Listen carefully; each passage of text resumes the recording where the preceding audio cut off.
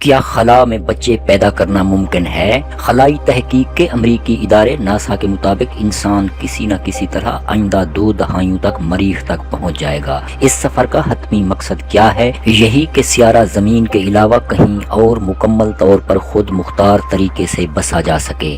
سائنسدان پہلے ہی ایسی ٹیکنالوجی پر کام کر رہے ہیں جو ہمیں انتہائی طویل دورانیے کے سفر کے نہ صرف قابل بنائے گی بلکہ انسان کو اس سفر کی تکمیل تک زندہ بھی رکھے گی۔ لیکن اگر ہمیں کسی اور دنیا کو ہی آباد کرنا ہے تو پھر ایک اہم سوال کا جواب تلاش کرنا لازمی ہے کہ کیا ہم خلا میں بچے پیدا کر سکیں گے؟ اگر انسان مریخ پر ایک نئی دنیا آباد کر لے تو اس کے بچے پیدا کرنے کے لیے بار بار زمین پر واپسی کا عمل آسان نہیں ہوگا۔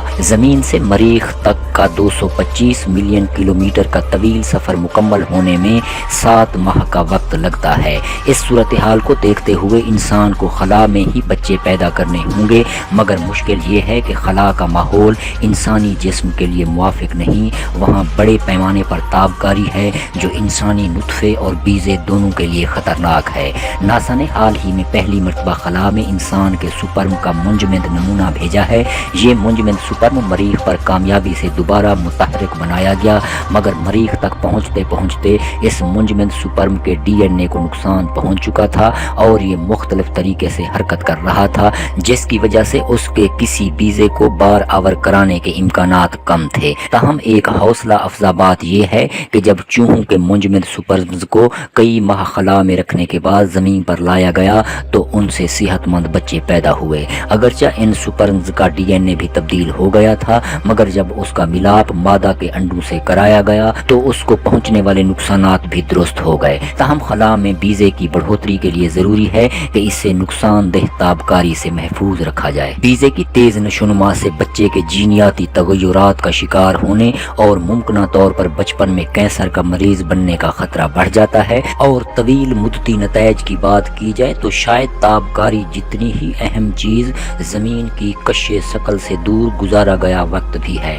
ہم جانتے ہیں کہ کش ثقل کی کمی سے خلا بازوں کے پٹھے کمزور ہو جاتے ہیں، ہڈیاں بھربھری اور کمزور ہو سکتی ہیں اور ان کے جسم میں گردش کرنے والے خون کی مقدار کم ہو جاتی ہے۔ کرۂ ارض سے باہر پیدا ہونے والا پہلا بچہ غالباً مریخ پر پیدا ہوگا، جہاں کشش ثقل زمین کی ایسی کشش کا تقریباً 38% ہے جو پیدائش اور نشوونما دونوں کو متاثر کر سکتی ہے۔ لیکن اگر بچہ مائکرو گریوٹی میں پیدا ہو، مثال کے طور پر خلائی اسٹیشن پر، تو اس پر اس کے اثرات بہت زیادہ واضح ہوں گے۔ اس بات کو سمجھنے کے لیے تصور کریں کہ ایسا ہو رہا ہے۔ یہ سمجھا جاتا ہے کہ کشش ثقل کان کے اندرونی حصوں کی تشکیل میں مدد کرتی ہے۔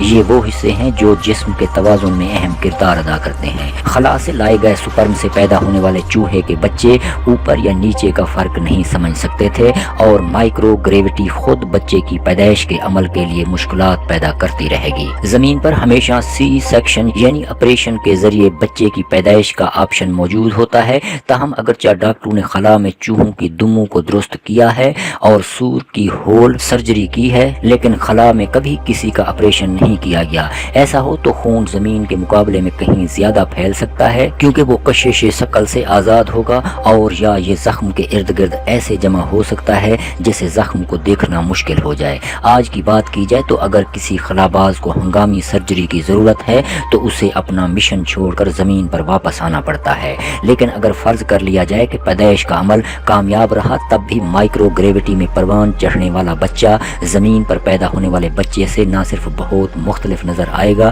بلکہ اس کا رویہ اور حرکات بھی الگ ہوں گی۔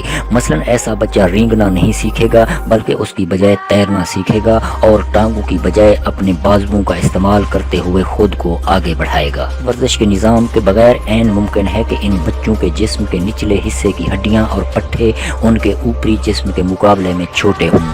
خلابازوں کی طرح ان کے جسم میں موجود سیال ان کے سینے اور سر میں اوپر کی طرف سفر کر سکتے ہیں، جس سے ان کا چہرہ پھول سکتا ہے۔ اس کے نتیجے میں خلا میں پیدا ہونے والا پرورش پانے والا بچہ شاید کبھی بھی زمین پر رہنے کے قابل نہ ہو سکے۔ یہ ممکن ہے کہ وہ چلنے کھڑے ہونے یا یہاں تک کہ سانس لینے کے قابل نہ ہو۔ زمین کی کشش ثقل انسانوں کے لیے اتنی اہم ہے کہ اسے بنی نوع انسان کی شناخت کے طور پر بیان کیا گیا ہے۔ اس کے بغیر کیا انسان کی ذیلی نسلیں صرف خلا میں زندہ رہنے کے قابل ہوں گی؟ فرض کریں کہ تمام جسمانی مشکلات پر قابو پا بھی لیا جائے تو اس کے علاوہ اور بھی مسائل ہیں جن پر غور کرنے کی ضرورت ہے۔ ایسے الگ تھلگ اور انتہائی شدید ماحول میں بچے کی پرورش کے کیا اثرات ہوں گے؟ ماں تو رضامندی دے سکتی ہے مگر بچہ تو اس کے لیے اپنی رضامندی نہیں بتا سکتا۔ کیا ایسے انسانوں کی پرورش کرنا اخلاقی ہے جو شاید کبھی کرۂ ارض پر قدم نہ رکھ سکیں؟ ابھی خلا میں بچہ پیدا کرنا کسی سائنس فکشن فلم کی طرح تو ہو سکتا ہے، لیکن اگر ہم اپنے نظام شمسی سے دور تک سفر کرنا چاہتے ہیں تو یہ ایسا ایک معمہ ہے جسے ہمیں حل کرنا ہوگا۔